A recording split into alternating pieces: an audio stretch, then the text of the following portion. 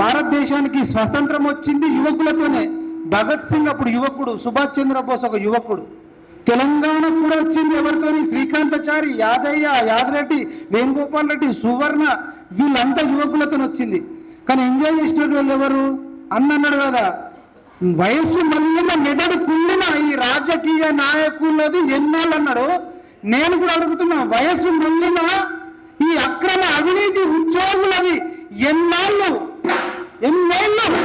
అడుగుతుంది తెలంగాణ, అడుగుతుంది మొత్తం అన్ని జిల్లాలు. అడుగుతా అడిగితే ఈ ట్యూబ్ ఆ ట్యూబ్ అంటారా? ఈ ట్యూబ్లో నిన్ను సీఎం ట్యూబ్కి తీసుకొస్తా. సోయి నీకు లేదా? నిరుద్యోగులనేమో ముదిలిపోయిన బెండకాయలంటావు, యూట్యూబ్ ఛానల్లోనేమో ఆ ట్యూబ్ ఈ ట్యూబ్ అంటావు. మరి రాహుల్ గాంధీ వయసు అంతా 50 ఏళ్ళకి పైగా ఉంటాయి. మరి రాహుల్ గాంధీ ముదిరిపోయిన బెండకాయ. నీ రాహుల్ గాంధీకి మరి 89 లక్షల సబ్స్క్రైబర్స్ ఉన్నారు. మరి ఆయన యూట్యూబ్ ఛానల్ లేదా? నీకు ఒక 2 లక్షలు ఉన్నారు నీ యూట్యూబ్ లేదా? అడిగితే తొక్కుతాం, నారదీస్తామని చెప్పి మన పత్రికల మీటింగ్ లో చెప్తుండండి. పత్రికలు అంటే ఎవరంటే తెలుసా? తెలంగాణకు వ్యతిరేకంగా రాసిన వాళ్ళు చాలా మంది సీనియర్లు ఉన్నారు. అన్న మంచోళ్ళు ఉండొచ్చు, చెడ్డోళ్ళు ఉండొచ్చు. 36 ఎకరాలు, ఇంకా 34 70 ఎకరాల భూమి ఇప్పుడు సుప్రీంకోర్టు తీర్పిచ్చిందని అమలు చేసేసిండు. మొత్తము 50 నుంచి 100 కోట్ల విలువైన భూమి. అంటే అవి యూట్యూబ్ ఛానల్ కష్టపడితే, నిరుద్యోగులు కష్టపడితే దాదాపు ఒక 3,000 కోట్ల జాగా 60 ఏళ్ళకు పైబడిన వాళ్ళకి ఇచ్చారు. సరే అన్న, నిజంగా గరీబ్ వాళ్ళు ఉండి, నిజంగా కష్టపడ్డ వాళ్ళు ఉండి ఇస్తే మాకు అభ్యంతరం లేదు. ఆందోళన ఎమ్మెల్యే ఆయన క్రాంతి కిరణ్ 2 సార్లు ఎమ్మెల్యే, మాజీ ఎమ్మెల్యే, ఆయనకు వచ్చింది. ఆంధ్రాలో ఒక మంత్రికి వచ్చిందట. అట్లాంటి వాళ్ళకి ఇస్తావా? నిరుద్యోగులకు ఇస్తావా? నేను ఇక ఈ టాపిక్ మీదకి వస్తే డైరెక్ట్ ఇక నేనే ఉన్నా, ఇంకెవరు లేదు మాట్లాడేది. ఈ టాపిక్ మీదనే ఖచ్చితంగా మాట్లాడతా.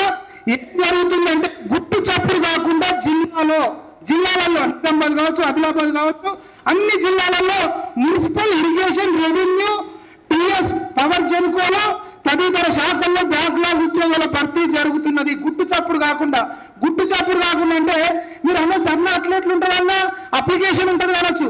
అప్లికేషన్ తీసుకున్నా కానీ ఏం చేస్తారంటే వెనుక నుంచి 5 లక్షలు, 6 లక్షలు, 10 లక్షలు తీసుకున్ననే సెలెక్ట్ చేస్తారు. మిగతా వాళ్ళకి మీకు రాలేదని చెప్తారు. అన్న నువ్వు ఏమైనా బట్టవాచి మీద పడిస్తున్నావా అంటే, మనం గతంలో చూసినాం. నిర్మల్లో జరిగిన 44 ఉద్యోగాలు అంగట్లో వేలమేసి అమ్ముకున్నారు. వీటిలో కొన్నింటిని అమ్ముకోగా, కొన్నింటిని బంధువులకి అప్పనంగా బంధు పీతో కట్టబెట్టి ఒక్కో పోస్టుకు 16 లక్షలు వసూలు చేసుకున్నారట. అది నేను చెప్పింది కాదు, మీకు చూపిస్తే ఇవో ఛానల్. ఇప్పుడు నిర్మల్లో వచ్చింది, 2 సంవత్సరాల క్రితం TV9లో వచ్చింది, మీరు అందరు చూడొచ్చు. ఇది నేను చెప్తలే. గత ప్రభుత్వం నిర్మల్లో మున్సిపల్ శాఖలో 44 జాబులు అంగట్లో వేలమేసినట్టు అమ్ముకుంది. దాంట్లో కమిషనర్ కానీ, తర్వాత అక్కడ కౌన్సిలర్లు కానీ వీళ్ళంతా దొంగల ముఠ తయారు అమ్ముకున్నారని మనం ఈ కాంగ్రెస్ పార్టీకి ఓటేద్దామని చెప్పేసి కాంగ్రెస్కి వేస్తే ఇప్పుడు మనకు తెలుస్తుంది ఏంటంటే వారం రోజులలో మళ్ళా కూడా గుట్టు చప్పుడు కాకుండా అమ్ముకుంటారట. మరి మేమెందుకండి? నిరుద్యోగులు ఒక్కొక్కళ్ళు ఇప్పుడు ఇంతకుముందు భక్తులు చెప్పినట్టు ఊర్లకి వెళ్ళి అవ్వల కాలు మొక్కి, తల్లుల కాలు మొక్కి, తండ్రుల కాలు మొక్కి కాంగ్రెస్ కోటేయండి, దండం పెడతామని చెప్పింది. మీరు గుట్టు చప్పుడు కాకుండా ఉద్యోగాలు అమ్ముకోవడం కోసం అడగద్దా? నువ్వు సీఎం ఉన్నావు కదా, విద్యాశాఖ మంత్రి నువ్వే కదా, మున్సిపల్ శాఖ మంత్రి నువ్వే కదా, హోంశాఖ మంత్రి నువ్వే కదా. ఇగో చూడండి, 2 సంవత్సరాల క్రితం TV9లో చూపించాలి. ఇది ఇంకొకటి చాలా ఫేమస్ అయింది. మన కరీంనగర్ ఎంపీ బోయినపల్లి వినోద్రావు అన్న బిడ్డ బోయినపల్లి సరితారావు. అది నిజమా కాదో తెలియదు కానీ సరితారావు అనే ఆమెకు మాత్రం వీళ్ళు జాబ్ ఇచ్చారండి. అసలు సెక్రటరేట్కి ఎన్నోడు రాలే. జెన్కోలో ఏది అసిస్టెంట్ ఇంజనీర్గా జాబ్ ఇస్తే ఆమె జీతం 1,50,000 నెలకు. 2 సంవత్సరాలు లిఫ్ట్ చేసింది. అంటే సంవత్సరానికి 18 లక్షలు. కరెక్ట్గా 12 నెలలకు 1,00,000, 2 సంవత్సరానికి 18 లక్షలు, 2 సంవత్సరాల కంటే 36 లక్షలు. 36 లక్షలు రేవంత్ రెడ్డి రికవర్ చేయాలన్నా వద్దా? ఆమె అసలు జైలుకు పోయిందా లేదా అనేది క్లారిటీ లేదు. ఆ 36 లక్షలు రికవర్ చేసిరా లేదనేది క్లారిటీ లేదు. ఆ CMD ప్రభాకర్ రావు మరి ఆయనను కూడా ఇప్పటిదాకా అరెస్ట్ చేయలే. అంటే మాకు డౌట్ వస్తుంది. ఏంది దొంగలు ఊరు పంచుకుంటురా? మా నిరుద్యోగులకు 3,000 రూపాయలు అడుగుతలేవు. సరితారావు కోసం జాబ్ చేయడానికి 36 లక్షలు ఇచ్చి రికవర్ చేయకుంటున్నారంటే ఇంతకంటే అన్యాయం. రాజుల కాలంలో బలవంతుడు కత్తులు పట్టుకొని పోయి అవతల రాజ్యమని చిన్న రాజ్యమని నరికి ఆ రాజ్యం ఆక్రమించుకోడు.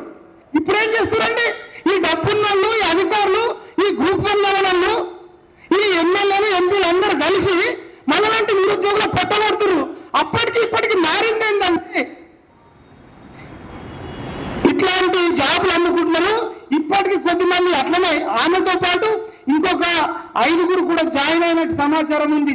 ఫస్ట్ ఇలా ఎట్లా అంటే 3 రకాలు ఉంటుంది. ఒకటి ఎటువంటి నోటిఫికేషన్ ఇయ్యరు, డైరెక్ట్ రిక్రూట్మెంట్. ఇప్పుడు సరితారావుది ఎగ్జాంపుల్, ఆమె పేరు ఇక్కడ ఉంది. నేను అబద్ధం చెప్తాను అన్న, నువ్వు పట్టగలిపి ఇక్కడ చూడొచ్చు. దీంట్లో ఆమె ఆర్డర్ కాపింది.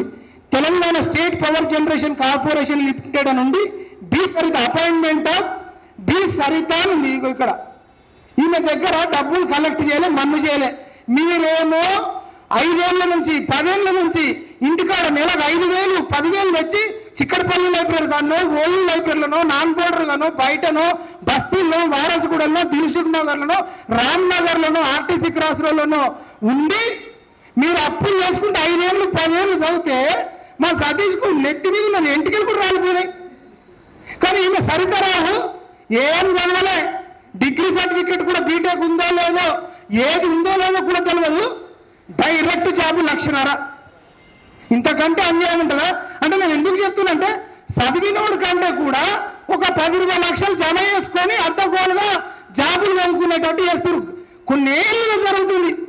కేసీఆర్ హయాంలో కూడా ఇట్లా జరుగుతున్నాయి, అన్యాయం జరుగుతుందని మనము అందరం కష్టపడి మనం చెప్పిన ఎల్బీ నగర్ స్టేడియంలో సీఎంగా ప్రమాణ స్వీకారం చేస్తూ ఇది నిరుద్యోగులు 30 లక్షల మంది పెట్టిన భిక్షతని ఈ కాంగ్రెస్ పార్టీ అధికారంలోకి వచ్చిందని చెప్పిందా లేదా? మరి 30 లక్షల మంది మీకు సీఎం జాబ్ ఇస్తే మా వాళ్ళకు నిరుద్యోగులకు 2 లక్షల జాబులు ఇవ్వలేదు, 3,000 నిరుద్యోగ భృతి ఇవ్వలేదు, విద్యార్థులకు ఫీజు రియంబర్స్మెంట్ లేదు. ఇవ్వకపోగా డిఎస్ఓ ఏం అడిగిరయ్యా? ఒక 2 నెలలు వాయిదా అడిగితే వాయిదా కూడా డిఎస్ఓలకు అన్యాయం చేసినావు. 046 వాళ్ళకు జాబులు ఇస్తామని చెప్పి వాళ్ళకు అన్యాయం చేసినావు. గ్రూప్ 2 వాళ్ళు కూడా ధర్నాలు చేయంగా జస్ట్ వాళ్ళకి ఒక్కొక్కరికి వాయిదా ఇచ్చినావు.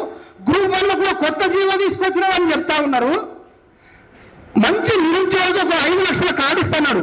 5 లక్షల కార్డు ఇస్తా, మీరు మంచిగా కోచింగ్ తీసుకోండి, ఫుడ్ తినండి, బట్టలు కొనుక్కోండి అని చెప్పిండు. మీకు ఒక్కరికన్నా 5 లక్షల కార్డు వచ్చిందా?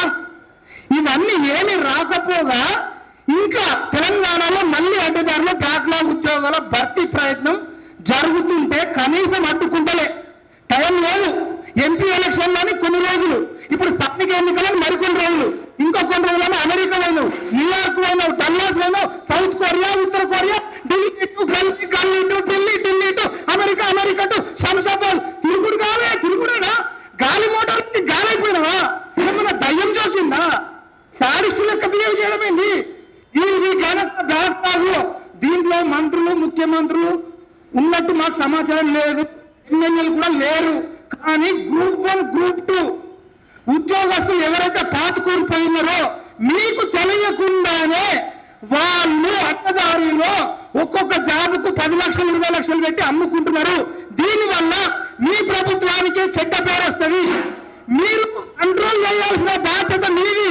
మీరు చెయ్యకపోతే ఏ కేసీఆర్ అయితే నిరుద్యోగులు అడిగిండు, ఈ సీఎం చేరేది కేసీఆర్ సీఎం చేరని క్రికెట్ అవతల పడేస్తే ఎర్రవల్లి ఫామ్ హౌస్ లో ఏ పల్ల పిల్లాడో అని చెప్పి రీల్స్ చేసుకుంటూ పడుతున్నారు. రీల్స్ ఒకడు వచ్చి ఇట్లా ఫోటో దిగుతాడు, ఈయన ముందు కట్టుకొని రీల్స్ దిగుతాడు. కేసీఆర్ కు పట్టిన గతి రేవంత్ రెడ్డికి పట్టొద్దు. నీకు అందుకని ముందు వస్తున్నా ప్రేమతని నీ శ్రేయాభిలాషిగా నీకు నిరుద్యోగులు ఎట్లయితే నేను తీసుకొచ్చిన ప్రభుత్వం కాబట్టి నీకు ఇంకా కొంత సానుభూతి ఉంది. కాబట్టి ఇప్పటికైనా ఈ ప్రెస్ మీట్ ద్వారా దయచేసి పాత్రికేయులు అందరూ కూడా హెడ్డింగ్ పెట్టండి. నేను ఇక్కడ మర్చిపోయింది ఏంటంటే వారం రోజుల్లో బ్యాక్లాగ్ ఉద్యోగాల భర్తీ ప్రయత్నం జరుగుతుంది. కేవలం వారం రోజులలో జరుగుతుంది అన్న. జరగండి. మీరేమో అనొచ్చు, మీలాంటి వాళ్ళకి జాబులు రావయ్యా, నిరుద్యోగులకు రావయ్యా. వాడు పెట్టుడు 10 లక్షలు పెట్టి జాబ్ అంటే వాడు ఏం చేస్తాడు? తెల్లారి నుంచి ఆ డబ్బులు ఎట్లా వసూలు చేయాలి? అవునా? ఇది అవినీతి. నేను అనేది ఏంటంటే, ఈ హైడ్రా తీసుకొచ్చి నన్ను చెప్పినట్టు దానికి దీనికి లింక్ చేస్తా. మోసం చేసిన అరెస్ట్ చేయన్నా, లేదంటే మోసం చేసిన శిక్షించన్నా, మోసపోయిన శిక్షించాలన్నా? మీరు చెప్పండి, మోసం చేసిన శిక్షించాలన్నా, మోసపోయిన శిక్షించాలన్నా? మోసం గట్టిగా చెప్పాలి. మోసం చేసిన మోసపోయినా, మోసం చేసిన శిక్షించాడట, మోసపోయినోడు ఇల్లు కొడతాడట. అంటే అవినీతి అధికారులు ఎవరైతే జిహెచ్ఎంసీలో ఉండే మరి వాడు అధికారి ఎవరైతే ఉన్నాడో వాడు పక్కకు కూర్చుంటాడు, వాడి ఇల్లు మంచిగా ఉంటుంది, గ్రూప్ 1 ఆఫీసర్ ఇల్లు మంచిగా ఉంటుంది, గ్రూప్ 2 ఆఫీసర్ మంచిగా ఉంటుంది. వీళ్ళు పర్మిషన్ ఇచ్చిండు కదా అధికారం అని చెప్పాడు, ఇల్లు కట్టుకుంటే వాడిని ఊరు చేసి నడి రోడ్డు మీద వెళ్ళేస్తే ఒక చిన్న పాప ఏడుస్తుంది, నా పుస్తకాలు ఉన్నాయి, నా పెన్నులు ఉన్నాయి, నా బ్యాగ్ ఉంది, మా నాన్న వాటర్ బాటిల్ ఉంది, తీసుకొచ్చి అని ఏడుస్తారు. ఒక గర్భిణీ స్త్రీ ఏడుస్తుంది. అది ఎందుకు చెప్తుందంటే, అక్రమ ఇల్లు ఊల్చాకంటే ముందు ఇదో ఎట్లయితే అడ్డదారిలో అక్రమంగా ఉద్యోగాలు అమ్ముకుంటున్నారో, అక్రమంగా ఉద్యోగాలు అమ్ముకునేటవి ఉద్యోగుల ఇల్లు కూడా కొట్టాలి. అవునా? అక్రమంగా ఉద్యోగాలు అమ్మేటోడి ఇల్లు కూడా కొట్టావు, అక్రమంగా పర్మిషన్ ఇచ్చిన వాడిని వెళ్ళగొట్టావు. ఇప్పుడు ఎవడన్నా పుసుక్కన తెలిసో తెలియకుండా ఆశపడి మనవాడు ఎవడన్నా 10 లక్షలు పెట్టుకున్నాడు అనుకో, ఎవడవుకోడు. వాడి 10 లక్షలు పోతాయి, మళ్ళీ వాడిని జైలుకు పంపుతారు. కానీ 10 లక్షలు తీసుకున్నది రికవర్ చేయరు, వాడిని జాబ్ తీసేవారు, వాడు ఇల్లు కూడా కొట్టారు. పేపర్లో కూడా వీడేమన్నాడు అని చెప్పి వీడినే బదనం చేస్తారు. కానీ అంటే నాకు అర్థమవుతుంది ఏంటంటే, ఇంకా బ్రిటిష్ చట్టాలు నడుస్తున్నాయి. అధికారులను తప్పు చేస్తే సస్పెండ్ ఎందుకు చేయాలండి?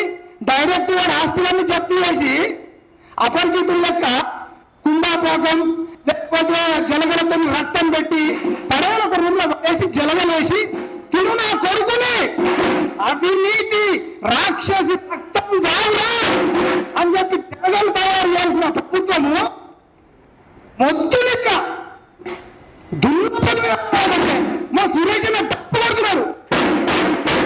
తప్పుడు ప్రభుత్వంలో సలసల కాగే నువ్వు ఈ అడ్డదారిలో ఎప్పుడైతే జాబులు అమ్ముకుంటుందో వాగ్దానంలో వేయాలని కోరుకుంటున్నావు. వెయ్యల్లా వద్దా? సూదులతో కొడుకులని ఎందుకురా మీకు ఇంత ఆశ? ఆల్రెడీ జాబ్ వచ్చి నీ నెలకు 1,00,000 2 లక్షల జీతం ఉంటుంది. మా నిరుద్యోగుల తమ్ములకు 5 ఏళ్ళ నుంచి 10 ఏళ్ళ నుంచి చెప్తారు, మాకు 3,000 నిరుద్యోగ వృద్ధి చేయడానికి మేము ఇంత ఏడుస్తుంటే మా ప్రజలక చచ్చిపోయి ఈ రేవంత్ రెడ్డి అనేది సీఎం చేసింది. అయినా నీకు స్థాయిలో నిరుద్యోగుల శవాల మీద, నిరుద్యోగుల పోరాటాల మీద ఏర్పడ్డ ఈ ప్రభుత్వంలో ఉద్యోగులకు ఏం చేస్తుందండి?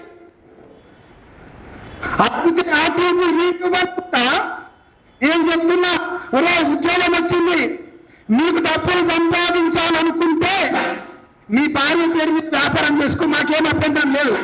రెస్టారెంట్ పెట్టుకో, నీ కుటుంబ సభ్యులతో రియల్ ఎస్టేట్ చేయించుకో. కానీ అడ్డదారిలో జాబ్ అమ్ముకుంటే నీ జాబ్ ఊడగొట్టేదాకా తెలంగాణ నిరుద్యోగ రక్షణ చేసి వదిలిపెట్టరు. మా ఇద్దరు ఫోటోలు పెట్టినాం. ఒకటి ఛత్రపతి శివాజీ 17 ఏళ్ళప్పుడే ఒక రాక్షసుని చంపిండు. హిందూ ధర్మ రక్షణ కోసం పోరాటం చేసిన ఒక గొప్ప యోధుడు ఛత్రపతి శివాజీ ఫోటో పెట్టుకున్నాం. నా నిరుద్యోగులు కూడా ఒక్కొక్కరు ఛత్రపతి శివాజీ లాగా పోరాటం చేయడం కోసం, ధైర్యం చెప్పడం కోసం ఆత్మహత్యలు చేసుకోవద్దు, ఛత్రపతి శివాజీ యొక్క కొట్లాడాలని చెప్పి వాళ్ళ ఫోటో పెట్టిన ఆషామాషిగా పెట్టలే. అట్లనే సుభాష్ చంద్రబోస్ ఈ కాంగ్రెస్ పార్టీ సుభాష్ చంద్రబోస్ కు అన్యాయం చేస్తే ఆయన జర్మనీ వెళ్ళి హిట్లర్ను కలిసి అక్కడ మన భారత సైనికులు బందీగా ఉన్న సైనికులను ఈ దొంగలు బ్రిటిష్ వారి తరఫున కొట్లాడమని చెప్పి భారత సైనికులను 2వ ప్రపంచ యుద్ధంలో పంపిస్తే భారతీయులు బ్రిటిష్ వారి తరఫున ఎందుకు కొట్లాడతారా? మనకు బ్రిటిష్ వారి నుంచి భారతీయులకు స్వాతంత్రం రావాలని చెప్పి అక్కడికి వెళ్ళిన భారతీయ సైన్యాన్ని మన ఒక ఫౌండేషన్ పెట్టి సుభాష్ చంద్రబోస్ ఒక సైన్యాన్ని తయారు చేసి మళ్ళీ ఆ సైన్యాన్ని భారతదేశానికి పంపి ఈ బ్రిటిషర్ని తరిమి కొట్టడానికి ఉపయోగపడ్డ ఒక గొప్ప రేడియో ద్వారా భారతీయులను జాగృతి చేసి భారతదేశానికి స్వతంత్రం రావడంలో అత్యంత కీలక పాత్ర వహించి టాప్ లో ఉన్నది సుభాష్ చంద్ర బోస్. కాబట్టి నిరుద్యోగులు సుభాష్ చంద్ర బోస్ను ఛత్రపతి శివాజీని ఆదర్శంగా తీసుకోవాలి. నాకు ఇప్పుడు అనిపిస్తుందండి, తెల్లదొరల కంటే నల్లదొరలు కూడా చాలా మంది డేంజర్ ఉన్నారు. ఆ నల్లదొరలలో ఎమ్మెల్యేలు ఉన్నారు, ఎంపీలు ఉన్నారు, మంత్రులు ఉన్నారు, అధికారులు కూడా ఉన్నారు. 10 మంది అధికారులు మంత్రుల కన్నా ఎమ్మెల్యేల కంటే డేంజర్ ఉన్నారు. బరువు లేని ఫైల్ మీద సంతకం పెట్టారట. అరే చచ్చిపోయేటప్పుడు ఎత్తుకపోతారా? మీకు డబ్బులే కావాలనుకుంటే జాబ్కి రిజైన్ చేసి వ్యాపారం చేసుకుంటారా? రమ్మంటే రారు, 10 గంటలకు రమ్మంటే కొందరు, మీకు అనేది కూడా అందరినీ కాదు, కొందరు 12 గంటలకు 1 గంటకు వచ్చి టిక్కేసుకొని జాబులు అమ్ముకోవడం కోసమా? జాబులు ఎవడన్నా అమ్ముకుంటే ఒక్కొక్కటి పాయింట్ కూడా తీసి బయట పోతామని చెప్పి తెలంగాణ నిరుద్యోగ రక్షణ చేసి సోమాజిగూడ ప్రెస్ క్లబ్ గా సాక్షిగా హెచ్చరిస్తున్నాం. ఫైనల్ గా మా యొక్క 3 డిమాండ్లు ఉన్నాయి. ఈ పత్రికలు ఖచ్చితంగా కవర్ చేయాలని జగదీష్ యాదవ్ అన్న మరి 12 గంటలకు 1 గంటకు వచ్చిండు, కరెక్ట్ అయిపోడుకు వచ్చిండు. మైకి అన్న కూడా వద్ద తెలవని పరిస్థితి ఏర్పడ్డది. ఆ జగదీష్ అన్న అందరూ సపోర్ట్ కొట్టాలి. అన్న మన కొండ లక్ష్మణ్ బాబుతో కలిసి పనిచేసిండు. లక్ష్మణ్ బాబూజీకి ప్రియమైన శిష్యుడు, తెలంగాణ ఉద్యమం కోసం కొట్లాడిండు. మీ అందరికీ తెలియని విషయం ఏంటంటే, నయీం పేరు ఎప్పుడన్నా విన్నారా? నయీం ఎవరన్నా కిడ్నాప్ చేసి ఉంటాడు కదా చాలా మందిని. ఆ కిడ్నాప్ చేసిన వాళ్ళకి మీరు చూసిరా? ఎవరు కిడ్నాప్ కాపాడరు. కిడ్నాప్ కాపాడాలని చూడలే, నయీం చూడలే. ఆ నయీం కిడ్నాప్ చేసిండు ఈయననే, చచ్చి బతికిండు. మళ్ళీ వచ్చి మన లాంటి వాళ్ళ కోసం కొట్లాడుతున్నాడు. కానీ అన్నకు మైకి ఇద్దామంటే టైం తక్కువ ఉంది. సరే నేనైతే మన డిమాండ్లు చెప్తా. ఈ 3 మెయిన్గా కొంచెం కవర్ చేయాలి. సీఎం రేవంత్ రెడ్డి గారు, మీరు మాకు చాలా అన్యాయం చేస్తున్నారు. ఈ 3-4 డిమాండ్లన్నా మీరు ఫాలో కండి. ఇప్పటికే నిరుద్యోగులకు చాలా క్షమించారు. 2 లక్షల ఉద్యోగాలు లేకపోయినా, నిరుద్యోగ భృతి ఇవ్వకపోయినా, నిరుద్యోగులకు 5 లక్షల కార్డు ఇవ్వకపోయినా, ఫీజు రీంబర్స్మెంట్ ఇవ్వకపోయినా, డిఎస్సి వాయిదా వేయకపోయినా నిన్ను క్షమిస్తున్నారు. సానుభూతి ఇంకా కొంచెం ఉంది. ఇది మాత్రం చేయి. గతంలో మొదటి డిమాండ్, గతంలో అడ్డదారిలో బ్యాక్లాగ్ జాబులో నియమించబడ్డ వారిని తొలగించాలి. న్యాయమైన డిమాండ్ కదా. గత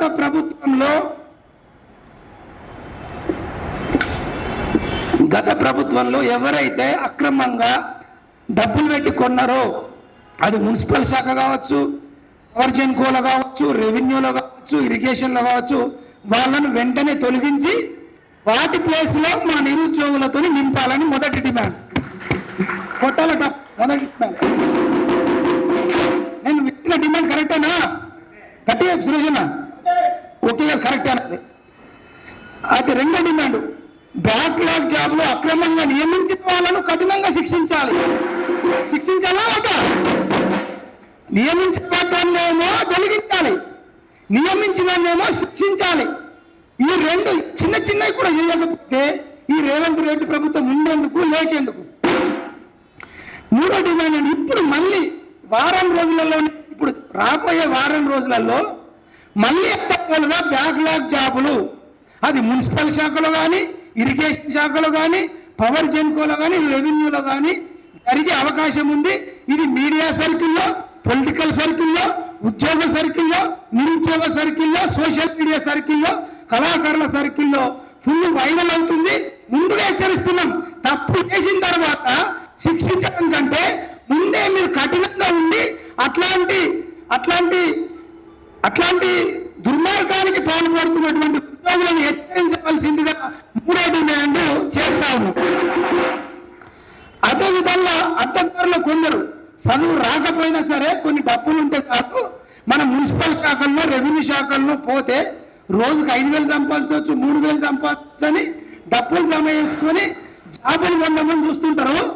అట్లాంటి వాళ్ళకు కూడా ప్రభుత్వము హెచ్చరించాలి. మీరు కనుక జాబులు కంటే జైలుకు పోతారు, మీరు కనుక జాబులు కంటే డబ్బులు వస్తాయి అని చెప్పి ప్రభుత్వమే అవేర్నెస్ చేయాలి, ఎడ్యుకేషన్ చేయాలి, హెచ్చరికలు కూడా జారీ చేయాలని చెప్పేసి రేవంత్ రెడ్డి గారికి మేము గుర్తిస్తా ఉన్నాం. రేవంత్ రెడ్డి బిజీ ఉంటే వాళ్ళ పిఆర్ఓ గుర్తు చేస్తా ఉన్నాం. అయోధ్య రెడ్డి ఉన్నాడు, జైపాల్ రెడ్డి ఉన్నాడు, మీరు గుర్తు చేస్తా ఉన్నాం. ఇప్పుడు మీరు అందరు కూడా సెక్రటరియట్ లో టీవీలు పెట్టుకొని ఎవరెవరు ప్రభుత్వాన్ని విమర్శిస్తున్నాడు అని మీరు ప్రతిరోజు చెప్తారు కదా.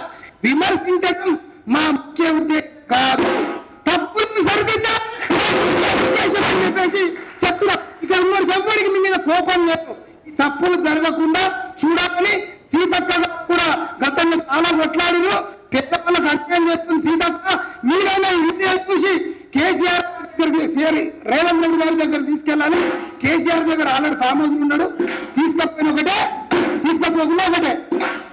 ఖమ్మంలో వరదలు చూడారు సార్, హైదరాబాద్ దేవాలయం పిలిచారు, అంటే బతుకున్న శవంతో సమానం అయిపోయింది సార్. ఈయననేమో ఉన్నప్పుడు రేవంత్ రెడ్డి గారు కూడా మరి ఉంచినట్టు అక్రమార్కుల ఉద్యోగాలను చల్లడ పట్టాల్సిందిగా విజ్ఞప్తి చేస్తా ఉన్నాం. కాబట్టి ఫైనల్ గా ఈ వీడియోని మాత్రం ఎక్కువ మందికి షేర్ చేయాలని కోరుకుంటూ ఈ అవకాశం ఇచ్చి ఈ సమావేశాన్ని సక్సెస్ చేసినటువంటి నిరుద్యోగులు కానీ, మీడియా మిత్రులు కానీ, ఇక్కడ వచ్చిన వక్తలు కానీ, మా డప్పిస్టన్నకు కానీ అందరికీ పేరు పేరు నా కృతజ్ఞతలు తెలియజేస్తున్నా. చాలా మంది యూట్యూబ్ ఛానళ్ళకు నేను ఫోన్ చేసిన వాళ్ళు మరి బిజీ ఉండి రాలేదేమో నాకు తెలియదు. కానీ ఇట్లాంటివి మనం అడ్డుకట్ట వేయాలి. మేము వీ ట్రాన్స్ఫర్ ద్వారా ఒరిజినల్ ఫైల్ మిగతా యూట్యూబ్ ఛానళ్ళకు కూడా పంపిస్తాం. మీరు దయచేసి ఆ వీడియోలు టెలికాస్ట్ చేయడం వల్ల ఈ అక్రమార్కులు ఎవరైతే ఉన్నారో కొద్ది గ్రూప్ 1 గ్రూప్ 2 ఆఫీసర్లు బాగా బలిసి మా దొంగ ఈగల బెల్లం అలవాటు అయినట్టు అలవాటు పడి తేనెకు అలవాటు పడ్డట్టు పడి జాబులు అమ్ముకోవాలని చూసిన వాళ్ళకు చేరితేనే వాళ్ళకు భయం ఉంటుంది. మేము ఇప్పుడు చెప్తున్నాం చివరిగా ఫైనల్ గా, ఇప్పుడు కనుక మేము అట్టుకట్టు ప్రభుత్వం వేయకపోయినా ఉద్యోగాలు ఆగకపోయినా మేము మరొకసారి పెద్ద మొత్తంలో వాళ్ళ పేర్లతో బయట పెడతాం, ఇన్వెస్టిగేట్ చేస్తాం. ఓకే టీవీ కానీ, టీఎంఆర్ టీవీ కానీ, మిగతా విష్ణుకిషోర్ కానీ, మిగతా మీరు నిరుద్యోగులు అందరూ కూడా స్టాలిన్ సినిమాలో పనిచేసినట్టు మీరు కూడా ఒక గొప్ప యోధులుగా పనిచేయాలని చెప్పేసి ఉద్యమంలో ప్రతి నిరుద్యోగి పార్టిసిపేట్ చేయడం వల్ల మీకు మరింత గొప్ప వ్యక్తులుగా తయారై మీ వ్యక్తిత్వ వికాసం కూడా తయారవుతుంది. ఈ సమాజాన్ని, దేశాన్ని కాపాడుకోవాల్సిన బాధ్యత నిరుద్యోగులకు ఉంది. ఇక్కడికి వచ్చిన నిరుద్యోగులే ఒక్కొక్క యుద్ధ వీరుల తయారు కావాలి. మీ ఫ్రెండ్స్ అందరికి చెప్పండి. ఎవరు ఇక్కడ సమావేశం పెట్టినా మీరు అటెండ్ కాండి. దానివల్ల మీరు ఒక గొప్ప ధైర్యవంతులు అవుతారు, యోధులు అవుతారు, నాలెడ్జ్ వస్తుంది, సంఘంలో ఎట్లా బతుకున్నో తెలుస్తుంది. ఇవన్నీ చెప్తూ ఈ సమావేశాన్ని సక్సెస్ చేసిన మీ అందరికీ కూడా కృతజ్ఞతలు పేరు పేరున తెలియజేస్తూ